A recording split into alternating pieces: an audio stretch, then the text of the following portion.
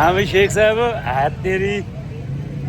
हाँ चल आ गई शेख साहब, चल आ गई ये तेरा खलूस यार शेख नदीम, अल्लाह पाक तो बसदा रसदा रखे। सरदार सुमा खान तेरी मेहरबानी, तुझे एदा खलूस नाल एदी मोहब्बत नाल जिमें जिमें एक बिया में गुडे यार चास चवाइए चास आइए। वालेकुम अस्सलाम। वाकई वाकई भी शेख नदीम तेरा खलूस है यार। हाँ नदीम चाहे साढ़े 1.5 लाख फॉलोअर पूरे दीवन उते आज केक मंगवाए सोना जी।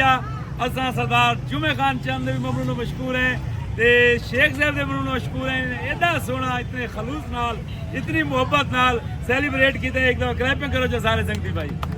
शुक्रिया सही बहुत मेहरबानी शेख साहब तुम्हारी, thank you very much. Fatehpur ਦੇ ਵਿੱਚ अगर शेख ना होवे ना खुदा ना खास्ता ਤਾਂ ਸਾਡਾ ਫਤਿਹਪੁਰ ਆਲੂਣਾ ਹੈ। ਸ਼ੇਖਾਂ ਤੋਂ ਬਗੈਰ ਅਸਾਂ ਕਹੇ ਕੰਮ ਦੇ ਨੇ ਸਾਰੇ ਫਤਿਹਪੁਰ ਦੇ ਵਿੱਚ। ਜਦੋਂ ਵੀ ਸ਼ੇਖਾਂ ਦੀ ਦੁਕਾਨ ਦੀ ਕਈ ਚੀਜ਼ ਕਹੇ ਖਾਦੇ, ਕਈ ਸ਼ੇਖਾਂ ਦੇ ਸਮੋਸੇ ਖਾ ਕੇ ਦੇਣ ਤਾਂ ਪੂਰੇ ਪਾਕਿਸਤਾਨ ਵਿੱਚ ਉਹ ਜਿਹੇ ਸਮੋਸੇ ਨਹੀਂ ਬਣਦੇ। ਕਈ ਸ਼ੇਖਾਂ ਦੀ ਹਲੀਮ ਚਾਵਲ ਖਾ ਦੇਣ ਤਾਂ ਚਾਸ ਆ ਗਈ ਹੈ। ਜੇ ਅਗਰ ਕਦੇ ਮਿਸਾਲਾਂ ਦੀ ਗੱਲ ਦਈਏ या असां कहीं मच्छी मिसाला लवावना हो या तिक्का बोटी बनावनी हो तो शेख नदीम तो बगैर असां कहीं कम दिन है। शेख नदीम जिंदाबाद। माशाल्लाह शेख नदीम की दुकान तो असां मुख्तलिफ चीज़ां गिनने हैं। देखो कितने सोहने सोहने स्टॉल ला रखे हैं। शेख मुनीर किराना स्टोर फतेहपुर वाले ने सही सुभान अल्लाह से चसा आ गई जी, चसा आ गई।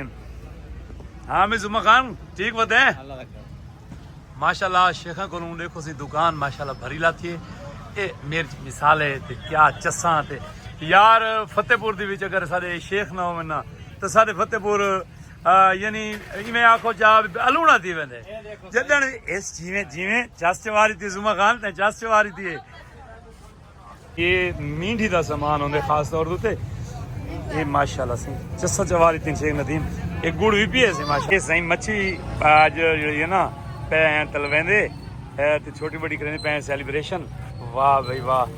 ये आल जन्नत फास्ट फूड वाले सारे शकील बिरा ते शेख नदीम साहब की मेहरबानी नाल इन्हां दे तवसल नाल असां आज पकाने मच्छी शौकीन है खावन पीवन दा।